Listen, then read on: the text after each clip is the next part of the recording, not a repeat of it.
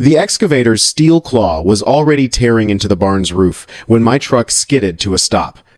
Gravel spraying everywhere. 40 years of my uncle's work. Every beam hand-cut. Every nail driven with purpose. Being ripped apart like it was nothing more than cardboard. Preston Whitmore stood 20 feet back. Spotless hard hat gleaming in the morning sun. Clipboard pressed against his chest. Watching my family's legacy die with the calm satisfaction of a man who'd already won. I threw open the truck door and ran toward him.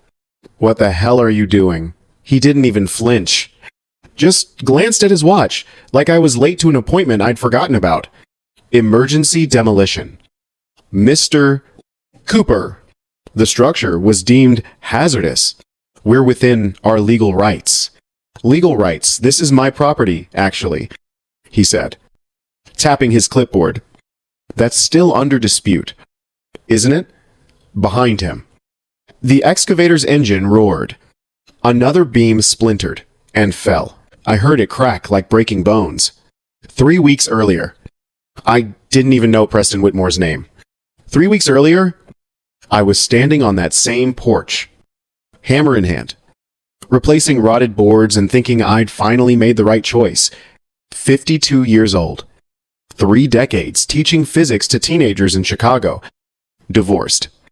Kids grown and living their own lives when Uncle Raymond's lawyer called to tell me I'd inherited the ranch. I didn't hesitate, packed everything I owned into a pickup truck, and drove west without looking back. Copper Ridge. 80 acres of Montana grassland with the Bitterroot Mountains painting the horizon purple every sunset. Uncle Raymond had built it all himself, starting in '79. The cabin, the fences, that barn. He'd called it his kingdom of one. Land that answered to nobody. Belonged to nothing except itself. No hoe. No subdivision. No corporate entity with bylaws and fees. Just freedom. I'd been there 4 days when the silver Mercedes SUV rolled up my driveway. Moving slow and deliberate, like a shark that already knew it had you cornered. The driver's door opened and out stepped a man who looked like he'd never gotten a single speck of dirt on his clothes in his entire life. Mid-50s. Perfectly trimmed hair with just enough gray to suggest authority. Khaki slacks with a crease you could cut paper with. And a polo shirt, so crisp it still had factory lines. He carried a leather portfolio like it was a weapon. He stopped exactly at what he seemed to think was my property line, didn't cross it. I noticed and cleared his throat with the kind of artificial politeness that meant trouble. "You must be Raymond's nephew," he called out. Not a question. A statement. Like he already knew everything about me. "I'm Preston Whitmore, president of the Pinebrook Valley Homeowners Association." I set down my hammer and walked over, wiping sawdust off my jeans. Daniel Cooper. Didn't know there was a homeowners association out here. His smile was the kind you see on salesmen and politicians, perfectly practiced. Completely empty. Well, that's precisely why I'm here. Daniel. May I call you Daniel? He didn't wait for permission. There seems to have been some confusion regarding your property's status. According to our updated boundary assessments, Copper Ridge actually falls within the Pinebrook Valley HOA jurisdiction. I felt something cold settle in my stomach. My uncle owned this land for 45 years. Free and clear. There's no HOA here. Yes. Well, he opened his portfolio with surgical precision, pulling out documents like he was revealing evidence in a trial. That's where things become complicated. The original boundary maps from the '70s were imprecise, you understand. Surveying technology back then was quite primitive. Modern GPS surveys have revealed that your property actually sits within our expanded district boundaries. Unfortunately, that means you're subject to our covenants, conditions, and restrictions. Retroactively, he handed me a document. I took it, and the weight of it felt heavier than paper should. Notice of delinquent assessment, amount due $147,000. $600. My vision blurred around the edges. What the hell is this? Preston's smile widened, showing too many teeth. Annual HOA dues are $1,200 per year. You've been in arrears for approximately 123 months. That's just over 10 years. The figure includes compounded interest at 8% annually, late fees, administrative costs, and legal preparation expenses. All quite standard. I assure you, standard. My voice came out harder than I intended. But I didn't care. My uncle never paid you people a single dime because he didn't owe you anything. This land isn't in your HOA. I'm afraid our legal team disagrees. He produced another document, this one showing a map with property boundaries drawn in different colors. Copper Ridge was highlighted in yellow with red text stamped across it, pending annexation est Launsenling. As you can see, the annexation process has been underway since 2015. Your uncle was notified multiple times. He simply chose not to respond. Pending. I repeated. The word tasting like poison, meaning not approved, not finalized, not legal, pending county commission approval, which is merely a formality at this point. Preston tucked the documents back into his portfolio with the satisfied air of a preacher who just delivered a sermon he knew would stick. You have 30 days to submit payment in full. After that, we'll be forced to place a lien on the property and pursue foreclosure proceedings. I'd truly hate to see you lose Raymond's legacy over what amounts to a simple administrative matter. He walked back to his Mercedes, those expensive shoes crunching on gravel that had been here longer than his entire suburban development fantasy. The engine purred to life. German engineering. Probably cost more than I made in a year teaching, and he drove away, leaving nothing but dust and that notice in my hand. I stood there as the sun climbed higher, as the mountains watched with their ancient indifference, and felt something dark and cold coiling in my gut. This wasn't a misunderstanding. This was a shakedown. That night, I tore through every box Uncle Raymond had left in the attic. Old tax records going back to the 80s. Property deeds with official county seals. Hand-drawn maps on yellowed paper showing fence lines and water rights. And there, in a manila folder labeled Legal Keep Forever in his blocky handwriting, I found it.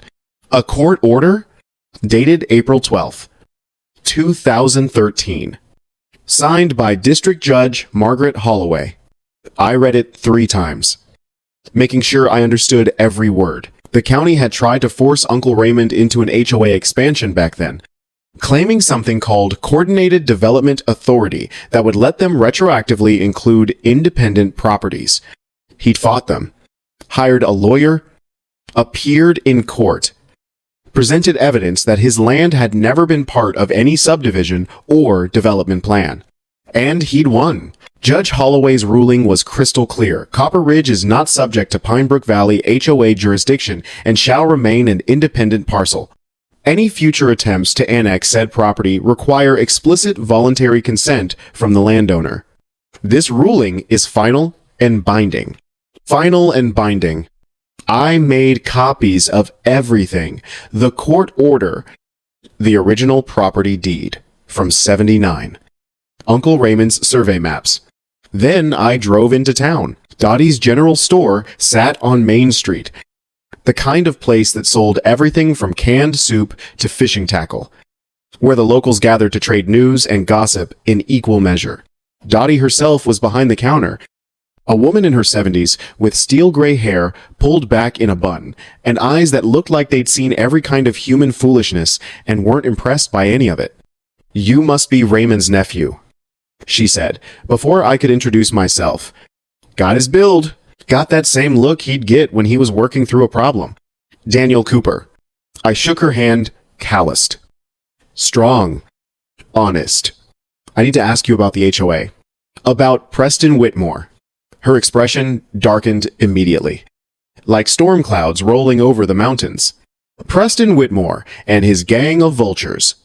They tried this exact same game with Raymond back in 2013. Your uncle took them to court and beat them so thoroughly they couldn't show their faces in town for 6 months. Preston wasn't president back then. That was some other snake named Harrison. But Preston remembers. Everyone remembers. Then why are they trying again? She leaned against the counter, lowering her voice even though we were the only people in the store. Development money? There's a company out of Denver called Mountain Vista Development. They want to build some luxury resort community up in the hills. Fancy cabins for rich people from California. Golf course. Spa. The whole ridiculous package. But they need access roads. And the best routes cut right through what used to be independent properties like yours. Used to be, Preston's been systematically absorbing land around here for 3 years now. Targets people when they're vulnerable, elderly folks who get confused by legal paperwork, newcomers who don't know the history, families going through hard times. He uses fake maps, manufactured violations, threat of liens and foreclosure, pressures them into either paying fees they don't legally owe or selling out cheap. She pulled out a notebook from under the counter, flipped it open. 6 families so far that I know of. Their properties got quietly transferred to Mountain Vista. Your uncle's ranch was the last major holdout. Preston figures now that Raymond's gone. You're an easy target. I felt anger crystallizing into something colder, harder, more focused. He figured wrong. Dottie smiled. And it reminded me of Uncle Raymond, the kind of smile that meant someone was about to learn an expensive lesson. Raymond would have liked hearing that. You need help. You come find me. Half the people in this valley owe your uncle for something or other. He never forgot who his neighbors were. I spent the afternoon at the county surveyor's office. A concrete building that smelled like old paper and fluorescent lights. A young clerk with tired eyes and a name tag that read Jennifer pulled up the official boundary records on her computer. Here's Copper Ridge, she said, rotating the monitor so I could see. The property line showed up in blue, clear and precise, sitting well outside any HOA district boundaries. Last modification request was in 2015, filed by the Pinebrook Valley HOA. The request was denied by the county commission. Denied. I repeated, but they're telling me it's pending approval. Jennifer frowned. Clicking through more files, we don't have anything pending. The commission reviewed it, held public hearings, and voted 4-1 against annexation. That was, let's see, August 2015. Almost 10 years ago. If someone's claiming otherwise, I'd recommend speaking with an attorney. Because that sounds like misrepresentation. Misrepresentation. I kept my voice calm. Professional. Even though I wanted to put my fist through a wall, what about updated surveys, new GPS mapping that might change property lines? We haven't resurveyed that area since 1998. GPS doesn't change property boundaries anyway, it just makes measuring them more accurate. The legal boundaries are what's recorded in the deed, based on the original survey. Unless there's a court order modifying them, they don't change. She looked at me with something like sympathy. Mr. Cooper, I can't give legal advice. But if someone's trying to claim your property falls under HOA jurisdiction using documents that don't match our official records, that's a serious problem. You should definitely talk to a lawyer. I thanked her and walked out into the afternoon sun, feeling like I'd just confirmed what I already suspected. Preston wasn't bending the truth. He was manufacturing it from whole cloth, creating legal-looking documents that had no basis in reality whatsoever. And he was betting I wouldn't know the difference. I called a law office in Missoula that evening. The receptionist transferred me to an attorney named Grace Hartley, and I spent 20 minutes explaining the situation while she took notes in silence. When I finished, there was a long pause. Mr. Cooper, she finally said, can you come to my office tomorrow? I think we need to talk in person. Her office turned out to be a cramped room above a hardware store. Files stacked on every available surface. Coffee cups leaving rings on the desk. The smell of old paper and determination filling the air. Grace herself was maybe 45. Dark hair pulled back in a practical ponytail. Wearing jeans and a button-up shirt that had seen better days. Not the polished corporate lawyer I'd expected. Sorry about the mess. she said. Clearing papers off a chair so I could sit? Solo practice means you're paralegal. Secretary. And janitor all in one. Doesn't bother me. I sat down, pulling out the folder of documents I'd brought. Appreciate you seeing me on short notice. She took the folder, spreading the contents across her desk. The court order from 2013, the county survey records, Preston's delinquent assessment notice. Her expression got darker as she read through everything. Preston Whitmore, she said, and there was something in her voice that wasn't just professional interest. Something personal. You know him. She hesitated, then opened a drawer in her desk and pulled out a file. Set it down between us, like evidence in a trial. 3 years ago, she said quietly. Preston pulled this exact same stunt on my parents. They owned a cabin outside Pinebrook, 40 acres. Been in our family since the 50s. Never part of any HOA. Never. Even in a subdivision. Preston showed up with manufactured annexation paperwork. Claimed they owed 7 years of back fees. Put a lien on the property. She opened the file. I could see documents marked with yellow highlighter. Handwritten notes in the margins. The obsessive detail of someone who'd tried everything and failed anyway. My dad was 76 years old. Early stage Alzheimer's. He got confused and scared. Signed settlement papers before I even knew what was happening, because Preston convinced him that if he didn't pay immediately, they'd take everything and leave my mom homeless. Her hands clenched into fists. We lost the cabin. Sold it to cover the fees and avoid foreclosure. 6 months later, the property was transferred to Mountain Vista Development. My dad died that winter. Never forgave himself for losing the land his own father had homesteaded. She looked up at me, and her eyes were pure steel.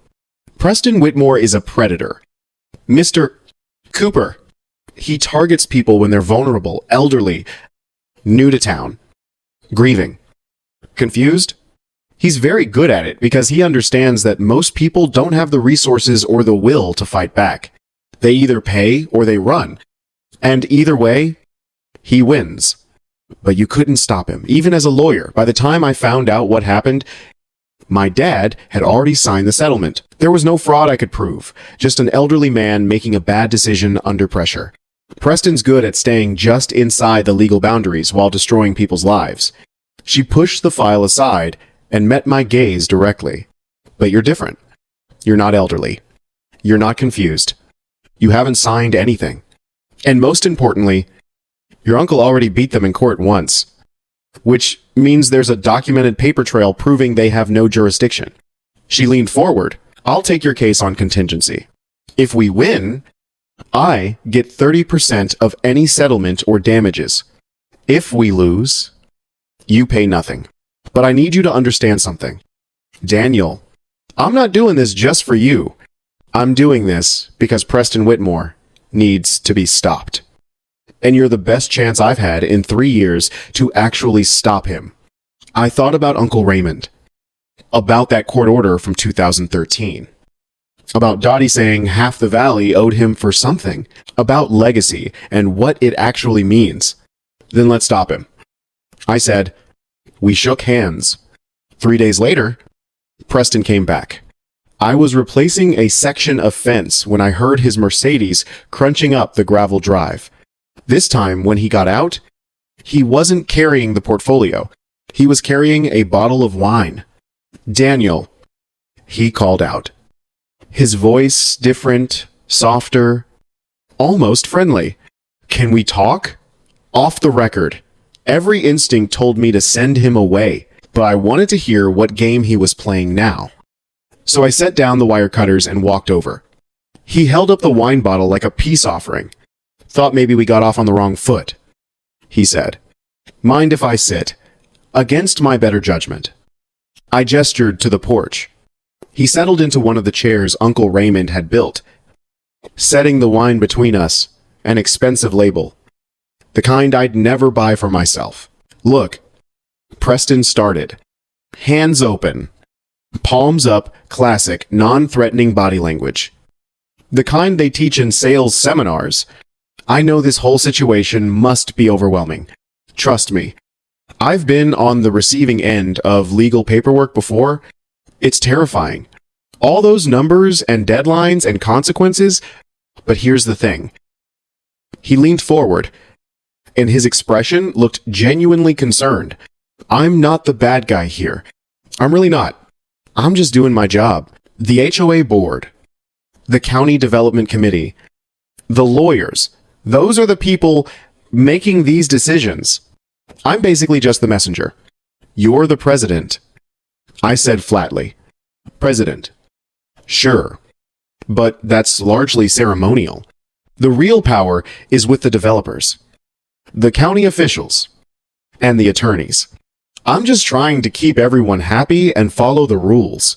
He sighed, looking out at the mountains like he was admiring them. Raymond, your uncle, he was stubborn. Good man. Absolutely. But stubborn as hell. And that stubbornness cost him. Years of legal fees. Stress. Constant fighting. He beat us in court that one time. Yeah. But the toll it took on him... Preston shook his head sadly. I don't want that for you. Daniel, you seem like a reasonable person. Intelligent. So here's what I'm thinking, and this is just between us. Not official HOA business. What if we could find a middle ground? He turned back to me, leaning in like we were conspirators. We reduced the fees significantly, maybe down to 40 or 50,000. Spread the payments over 5 years. Low interest. You officially join the HOA, which honestly has benefits. Property values increase. Shared maintenance costs. Community support. Clean slate for everyone. You get to keep your ranch. We resolve the boundary dispute. Everybody wins. What do you say it was smooth? Practiced. The kind of pitch that probably worked on people who didn't already know he was full of shit. If I hadn't talked to Dottie, if I hadn't seen that court order, if I hadn't met Grace and heard about her parents, I might have actually considered it. 40,000 spread over 5 years sounded almost reasonable compared to 147,000 due immediately. Get off my property, I said quietly.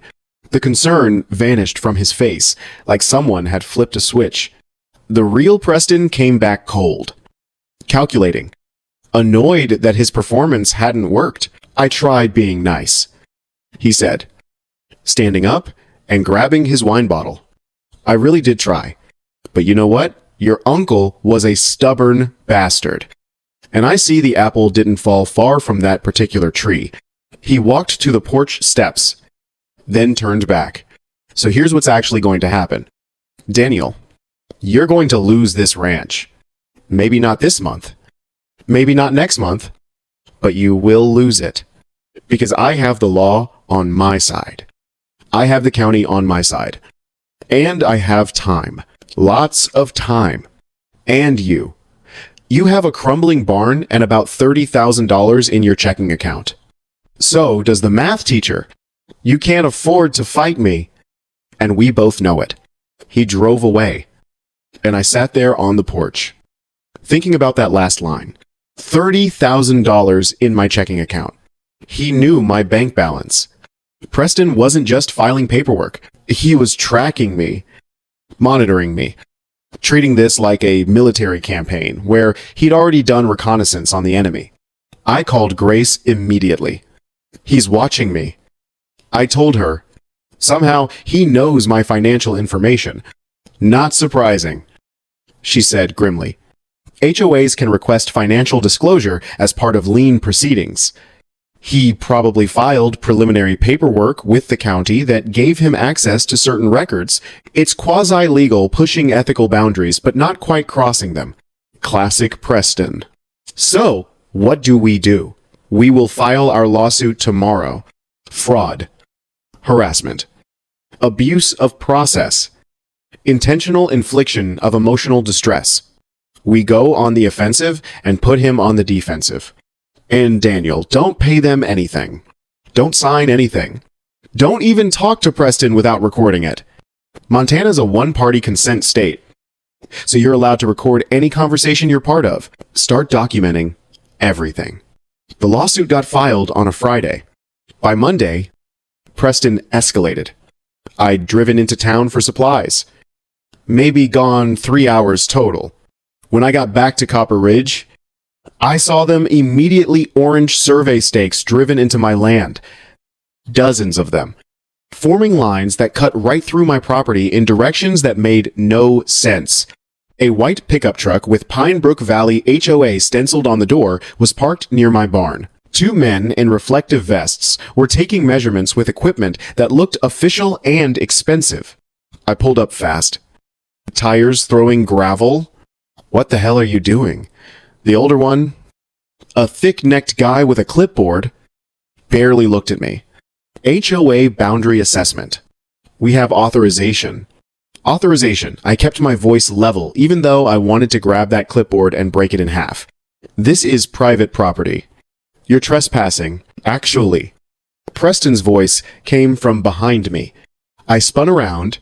He'd been standing by the barn, camera in hand, taking pictures.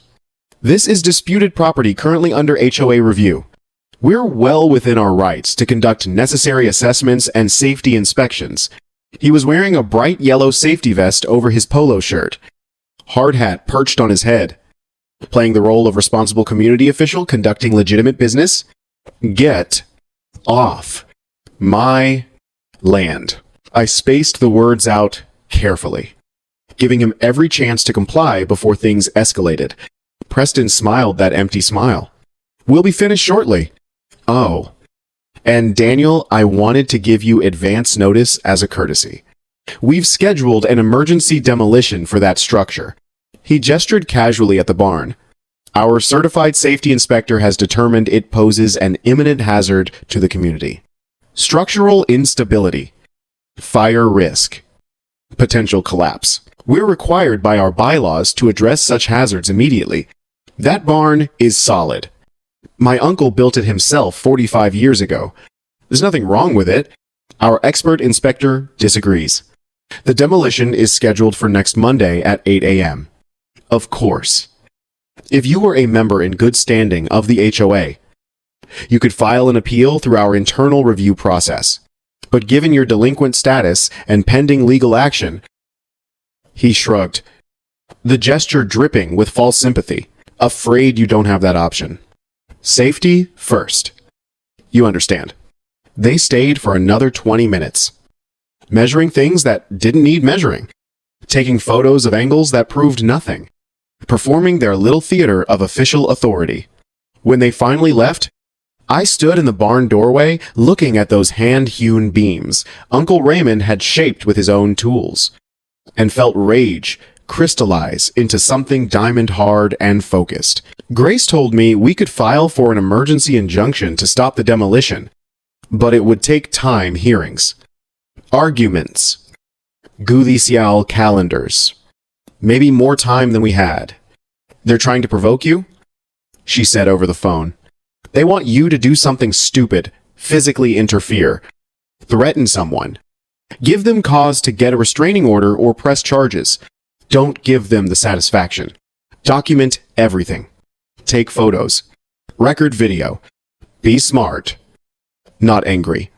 I am angry. Good. Use it. But use it strategically. That weekend, I did something I hadn't done since my teaching days. I treated this like a physics problem. Variables. Constant. Forces in opposition.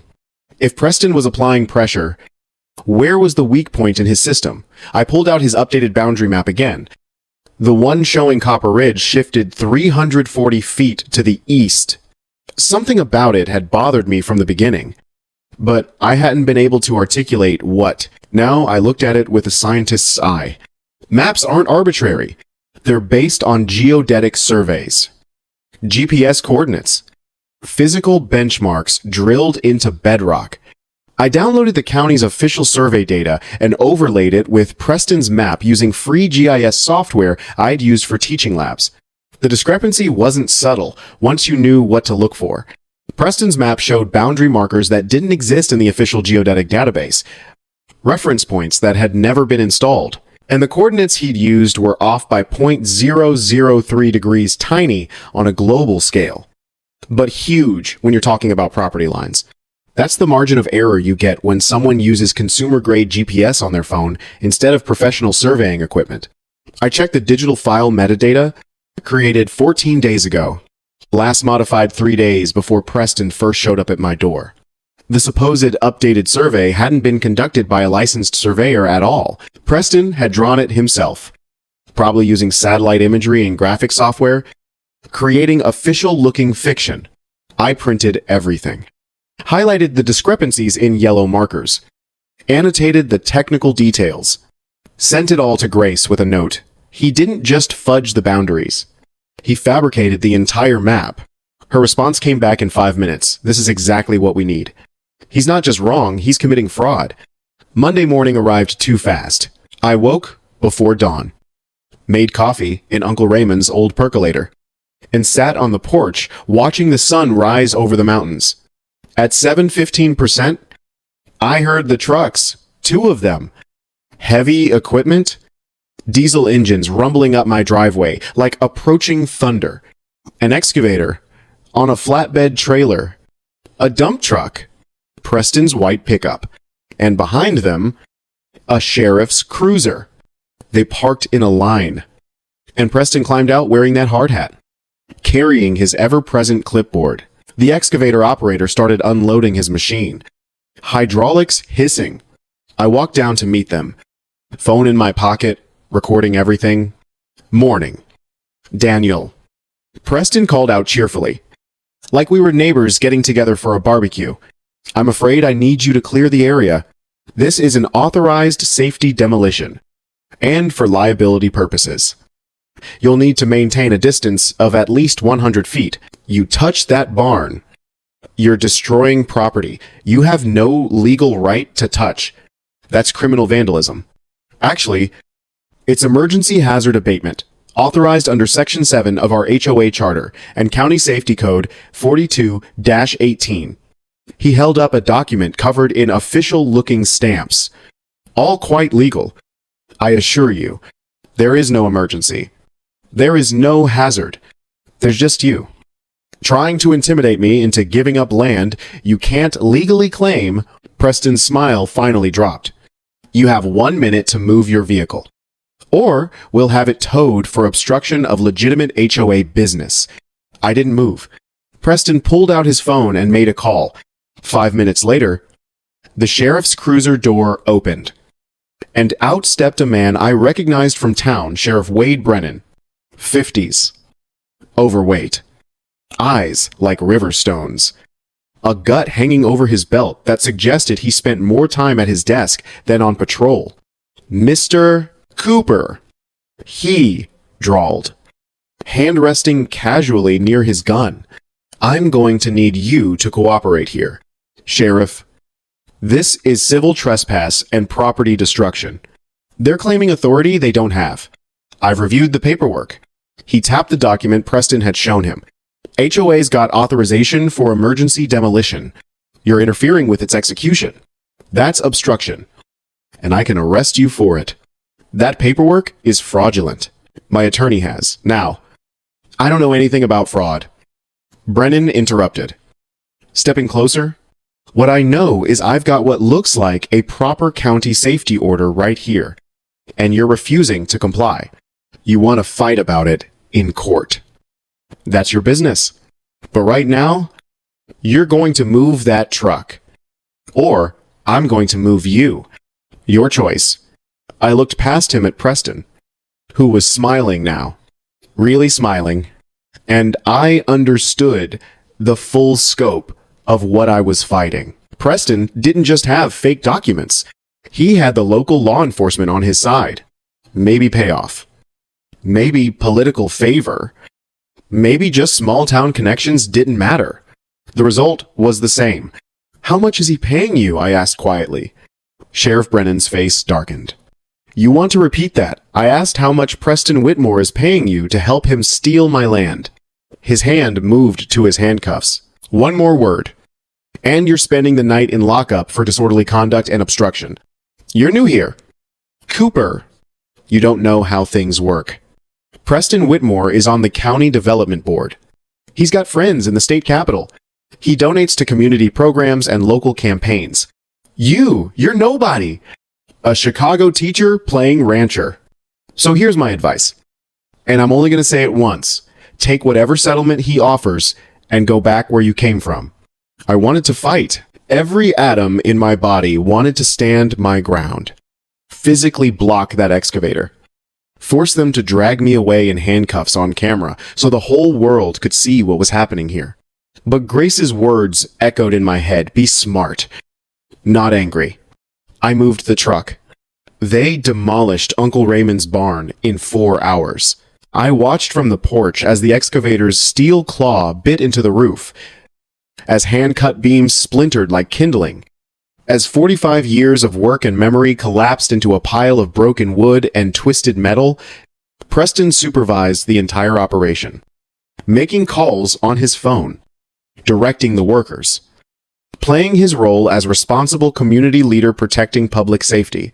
The operator was efficient, methodical, and probably demolished dozens of structures just like this one. To him, it was just another job, another paycheck, another building that needed to come down. He had no idea, couldn't have any idea what those beams represented. The summers Uncle Raymond spent cutting and shaping them. The help from neighbors, long dead now, who'd raised them into place. The animals that had sheltered there through Montana winters. The legacy. When they finished, all that remained was the rectangular scar of the foundation and a pile of debris the dump truck hauled away like garbage. Preston walked over to where I stood on the porch, hard hat tucked under his arm, not even pretending sympathy anymore. I'm sorry it came to this. Danielle, truly, if you'd just worked with us from the beginning, none of this would have been necessary. He paused, tilting his head like he was considering something. You still have 18 days left on your payment deadline. After that, we'll place the lien and begin foreclosure proceedings. But, hey, bright side, at least now, you don't have to worry about that dangerous barn anymore. He actually smiled. Then he climbed into his Mercedes and drove away, leaving nothing but dust and destruction and the echo of diesel engines fading into the Montana afternoon. I sat there on Uncle Raymond's porch. On the porch he'd built with the same hands that built that barn, and felt something break inside me. Not defeat. Something different. Something colder. That night, I poured 3 fingers of whiskey from the bottle I'd found in Uncle Raymond's cabinet, sat in his office, surrounded by his books and maps and memories, staring at the empty space where the barn had been. My phone buzzed. Text from my daughter Emily. Dad, call me. I saw something on Facebook. Are you okay? I didn't call. I already knew what she'd say. She'd been saying it since I left Chicago. This was a mistake. I should sell the ranch. Come back. Be near the grandkids. Live a normal life.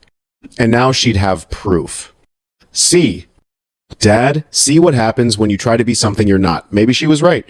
Maybe Preston was right. Maybe the smart move was to walk away. Take whatever settlement I could negotiate. Go back to a world that made sense. I was 52 years old. Not 22. I didn't have the energy for this fight. I didn't have the money. I looked out the window at where the barn used to stand. Just empty space now. A wound in the earth. Uncle Raymond had spent 45 years building this place. 45 years of early mornings and late nights. Of fixing what broke and improving what worked.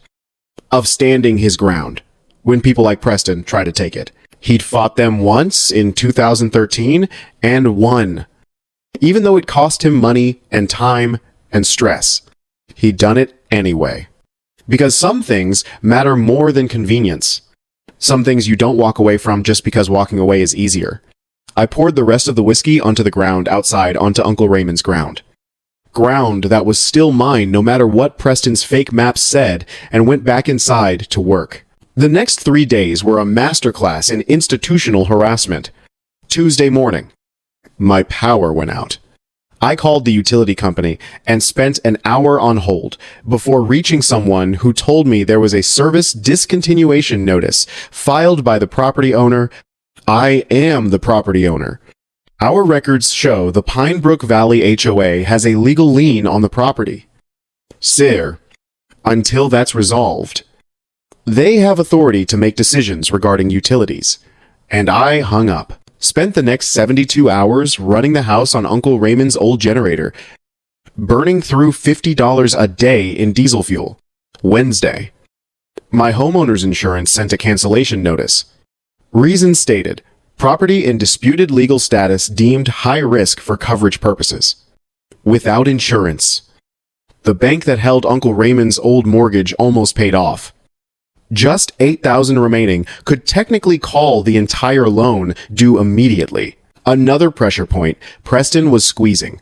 Thursday, when I tried to get propane delivered for the backup heating system, the company refused. Sorry, Mr. Cooper.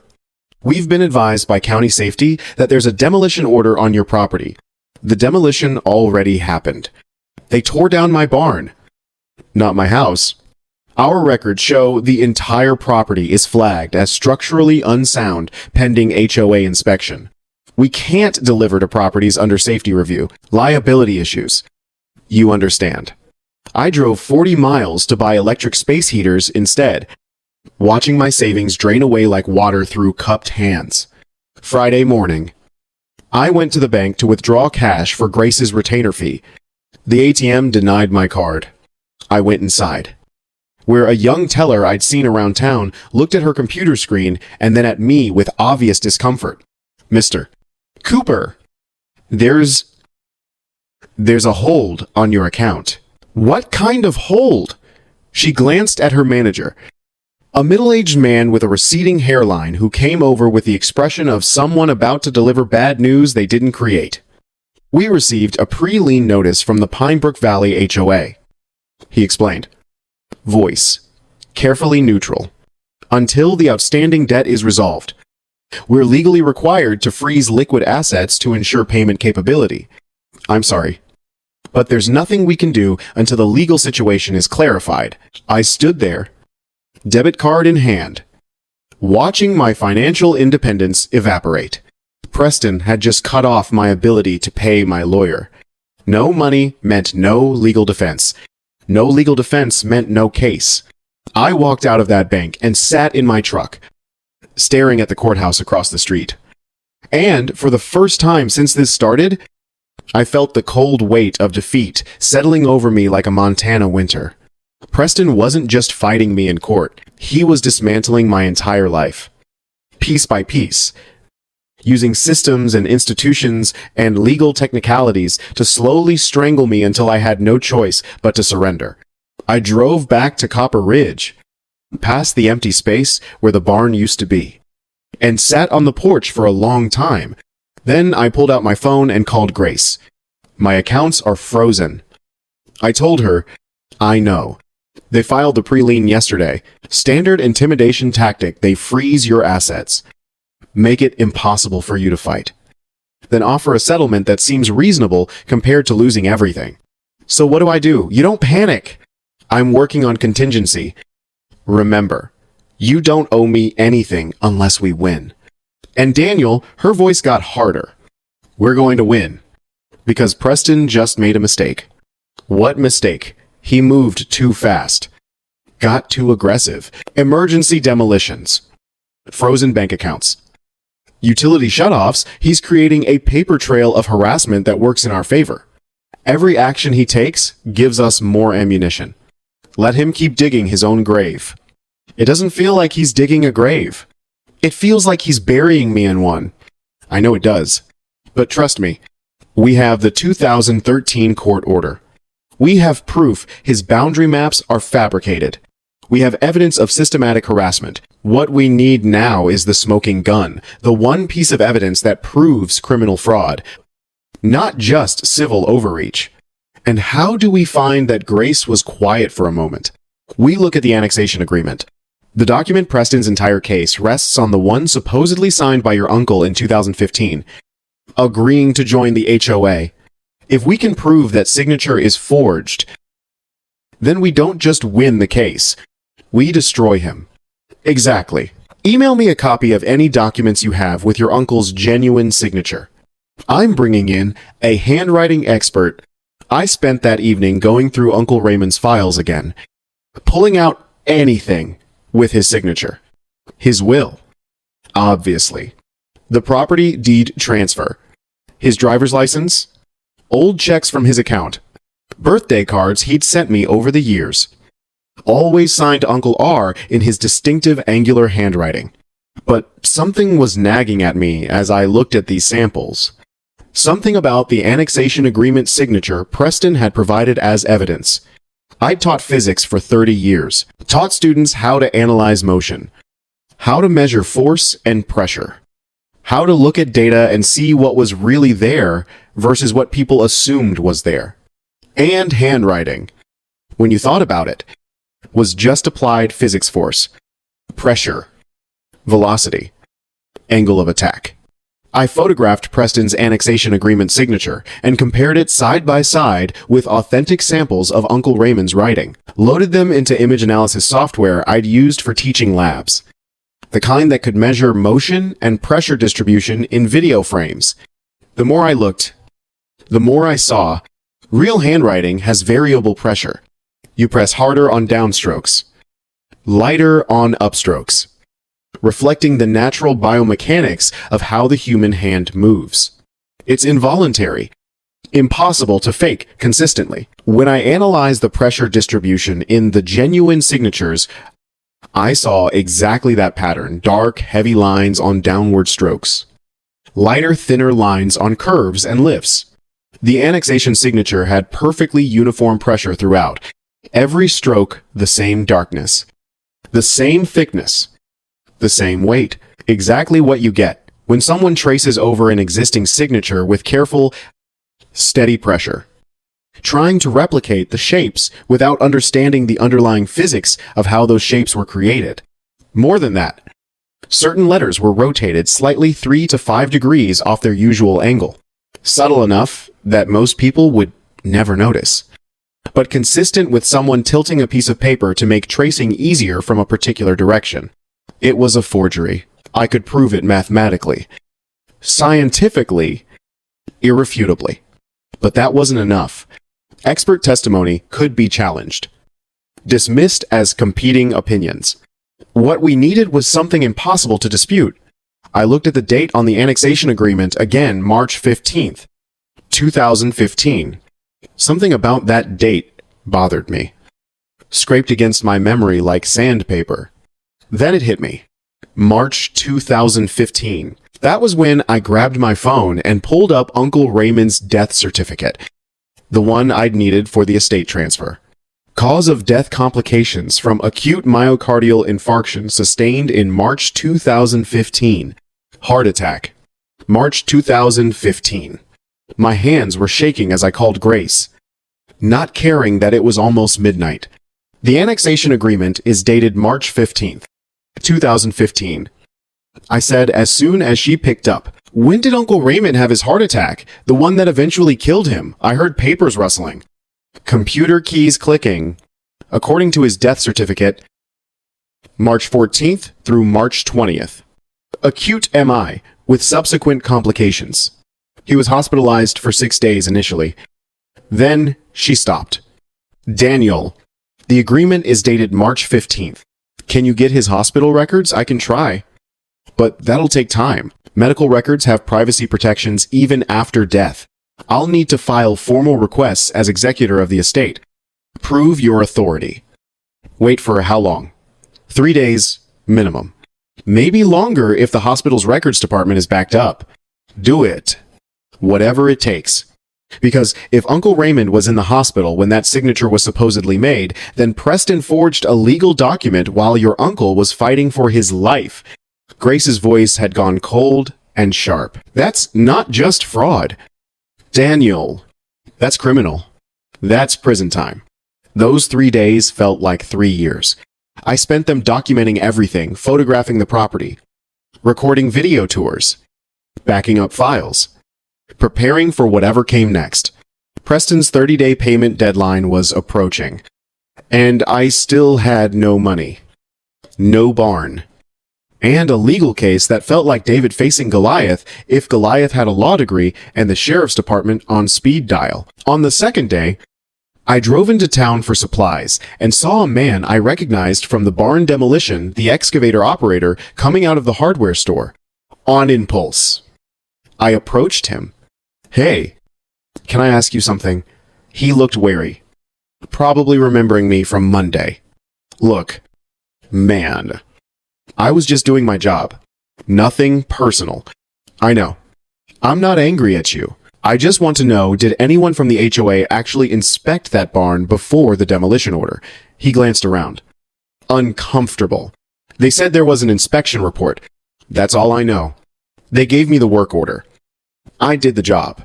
But you never saw an actual inspector, never saw anyone examine the structure. No, the order came from Whitmore directly." He shifted his weight.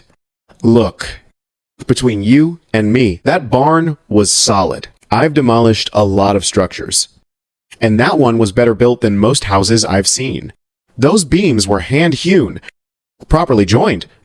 No rote. No pest damage. If there was a real safety issue, I couldn't see it. Would you be willing to say that in court?" He looked at me for a long moment, weighing career versus conscience. "If it comes to that, yeah, I'll tell the truth. But I've got a family.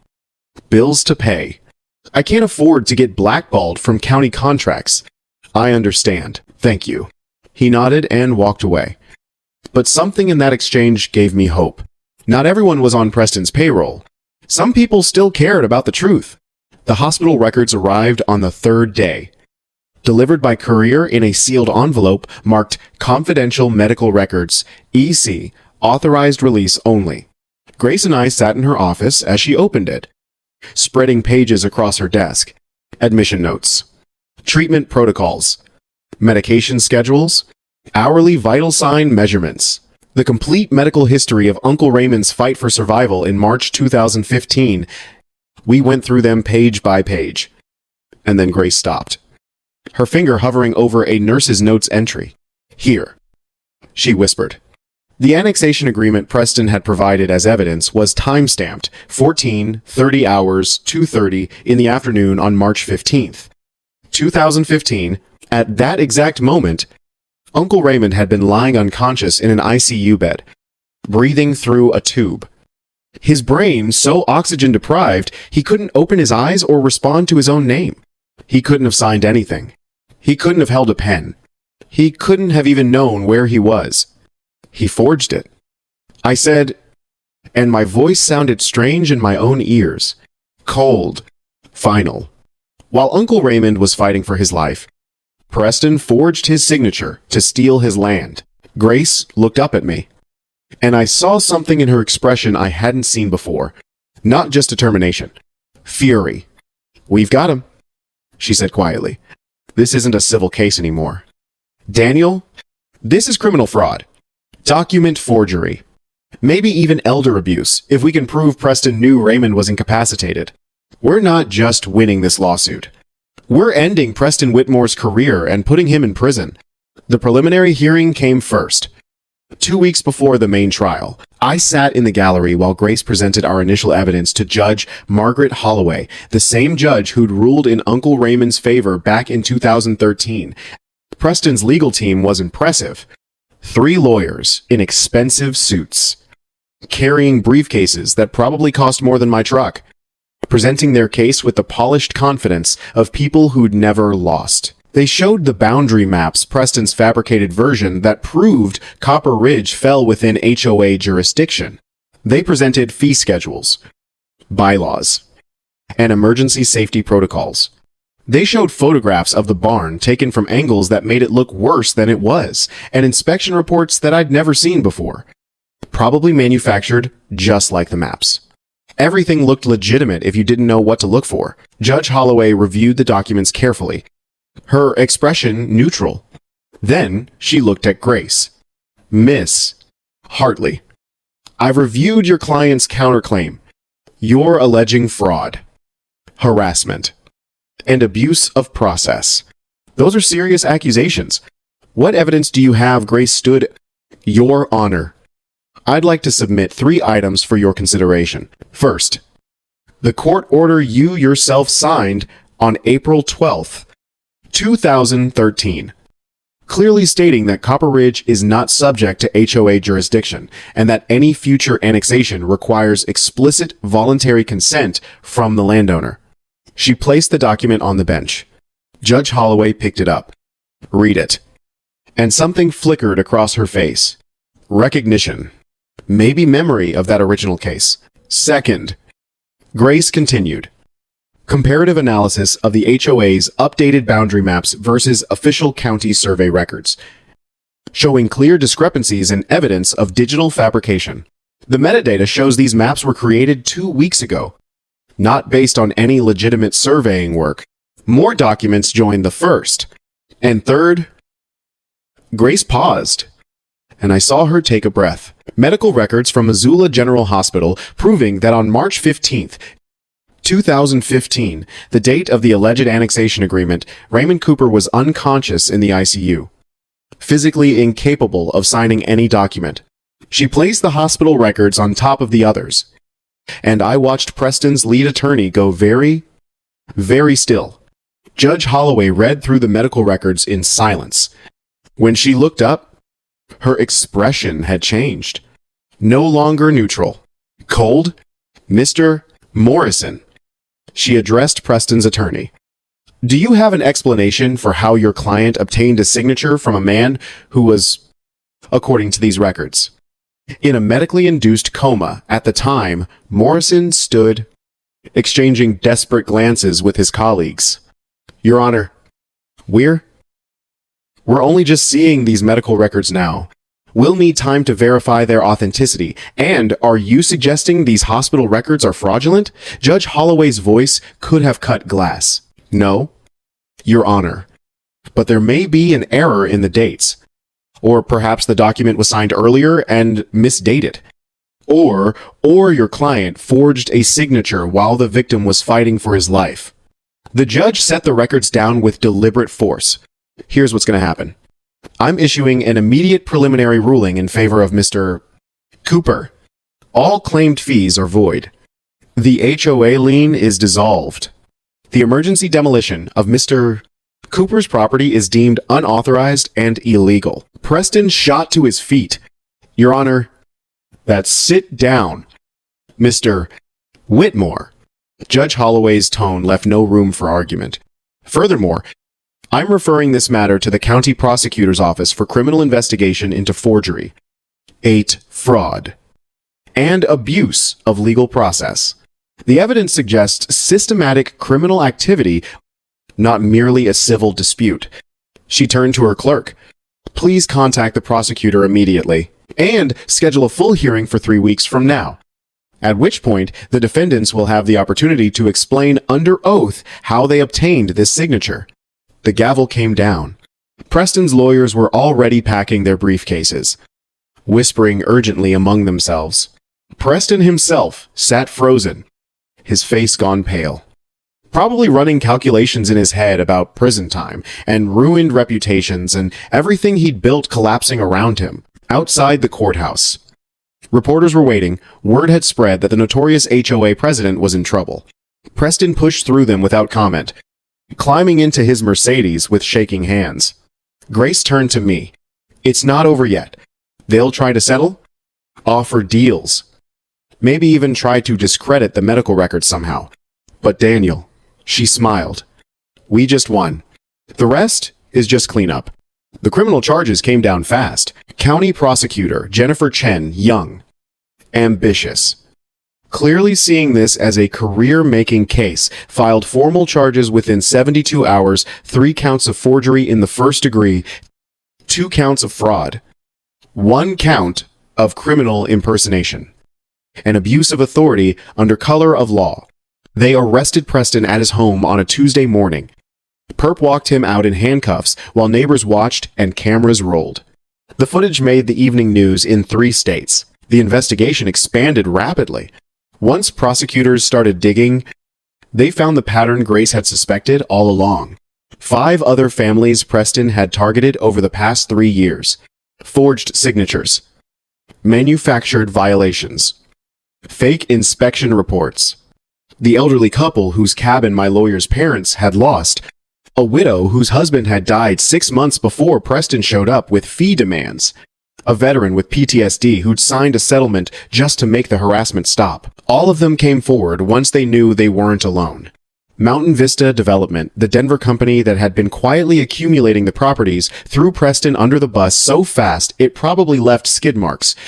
Released internal emails showing they'd told Preston to acquire necessary parcels through legitimate means only, covering themselves legally while turning him into the sole scapegoat. Sheriff Wade Brennan resigned 2 days after Preston's arrest. Though he avoided criminal charges by cooperating with investigators, it turned out Preston had donated $25,000 to Brennan's re-election campaign right before the barn demolition. Not technically illegal, but ethically damning enough to end his career. The Pinebrook Valley HOA held an emergency meeting, voted to dissolve the organization entirely, and authorize refunds to every homeowner who'd paid fees under Preston's administration. The board members all resigned, probably hoping to avoid civil liability. Preston's trial lasted 3 weeks. I attended every day, sitting in the back row, watching as his empire crumbled in microscopic detail. The prosecution was methodical, brutal, and efficient. They brought in the families he'd victimized, elderly people, widows, veterans, and let them tell their versions. They showed the forged signatures, the fake maps, and the manufactured inspection reports. They brought in the excavator operator who testified the barn had been structurally sound. They entered the hospital records into evidence. Let the jury see exactly where Uncle Raymond had been when Preston claimed he'd signed away his land. Preston's defense tried everything, claimed it was all a misunderstanding, that subordinates had made errors, that he'd relied on bad information from consultants, but the paper trail was too clear, too systematic. This wasn't a mistake. It was a business model. The jury deliberated for 6 hours, came back with guilty verdicts on all counts. Preston Whitmore was sentenced to 18 months in federal prison, 3 years supervised probation, and ordered to pay full restitution to every family he'd defrauded. His assets were seized: the house, the cars, the investment accounts. Everything he'd built by stealing other people's land got liquidated to pay back his victims. I didn't feel satisfaction watching him get led away in handcuffs. I felt tired, relieved, and grateful that Uncle Raymond had taught me, even in death, that some battles are worth fighting no matter the cost.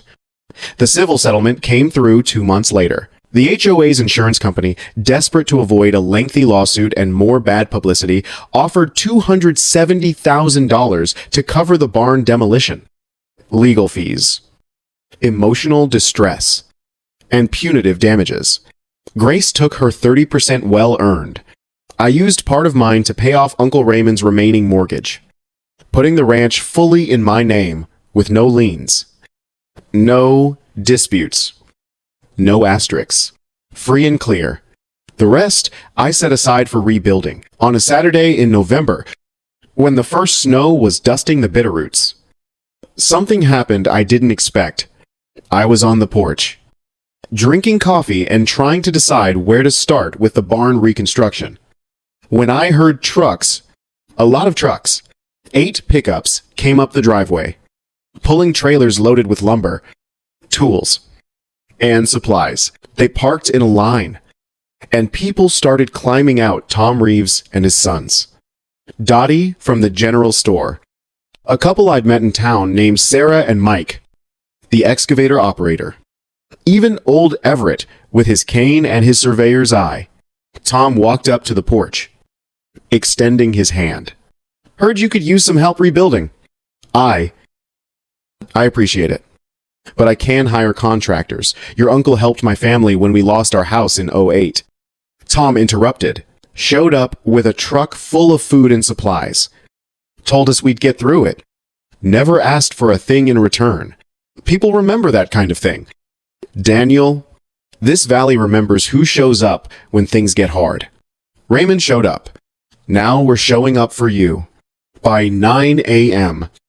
We had 20 people working. The younger guys handled the heavy lifting, cutting beams, raising frames, bolting joints. The older men measured and marked, making sure everything was square and level. Dottie organized food and drinks, setting up a makeshift kitchen on folding tables. Kids ran around, handing out water bottles, laughing in the cold air. Someone brought a portable speaker. Country music echoed across the valley, mixing with the sound of hammers and saws and voices calling measurements. I found myself working next to Tom, holding a beam while he bolted it into place. "Why are you all really doing this?" I asked. He paused, wiping sweat despite the cold. "Your uncle understood something a lot of people forget. Land isn't just about ownership. It's about community, about showing up when your neighbors need help, even when it's not convenient, especially when it's not convenient." He drove another bolt home. Preston Whitmore tried to turn land into just another asset to exploit, something to buy and sell and profit from. Raymond knew better. This place was never about profit. It was about legacy, about building something that matters. By sunset, the frame was up.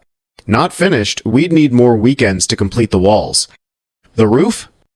The doors, but standing, solid beams against the orange sky, casting long shadows across the valley. People packed up their tools, promising to return next Saturday. As they drove away, engines fading into the evening, I stood there looking at that skeleton frame and understood something I'd been missing. The barn wasn't what mattered. I mean, it mattered. Uncle Raymond had built it. It was important, but it wasn't the point. The point was what building it together meant. The point was the community showing up, proving that some things can't be taken away by men with fake documents and legal threats. The land remembers. Uncle Raymond used to say that the land remembers who fought for it, who cared for it, who refused to let it be stolen. Now the land would remember this too, not just the barn, but the community that built it together. The barn was finished by Christmas. 2 stories. Post and beam construction using modern materials, but incorporating salvaged pieces from the original Uncle Raymond's hand-hewn beams woven into the new structure, like DNA passing through generations. We had a dedication ceremony on a cold December afternoon. Half the valley showed up, people I'd met. People I hadn't. All of them connected by threads of community and memory and Uncle Raymond's legacy. Tom gave a short speech about legacy and land and standing your ground. Grace was there too, declining to speak, but smiling in a way that told me she was thinking about her parents, about the cabin they'd lost, about small victories against people like Preston Whitmore. Afterward, Emily called. She'd seen photos on social media, the barn raising, the dedication, all of it. "Dad," she said, and her voice was different than it had been 6 months ago, softer. "I'm sorry I didn't understand what you were doing. Why did you stay? Why did you fight? It's okay. No, it's not. I thought you were being stubborn. Thought you were chasing some fantasy about frontier life or whatever. But seeing everyone come together like that..." She paused. "That's not something you can find in Chicago. That's not something you can buy or build alone. That's real. It is." I agreed. "The kids want to visit for spring break. See Grandpa's ranch. See the barn everyone's talking about? Would that be okay?" I looked out at the new barn, standing solid against the mountain backdrop, and smiled. That would be more than okay.